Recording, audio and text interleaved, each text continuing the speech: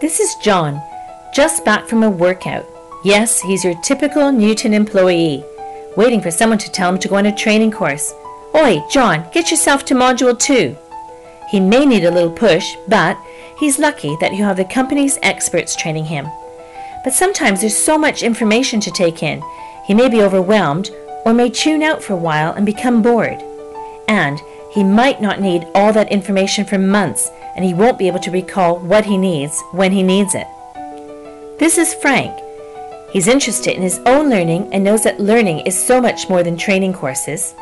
He too attends face-to-face courses at the most appropriate time for his level of development, courses that ensure their lessons learned he can immediately apply when he gets back onto the project.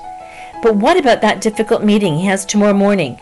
No problem. He also has an app that provides him with just-in-time knowledge when he needs it. He can also access relevant online materials, including videos from the company's YouTube account.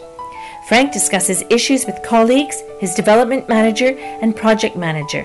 These are all opportunity for him to learn. Yes, Frank really is in the driving seat when it comes to his own learning and development. How will Newton put you in the driving seat?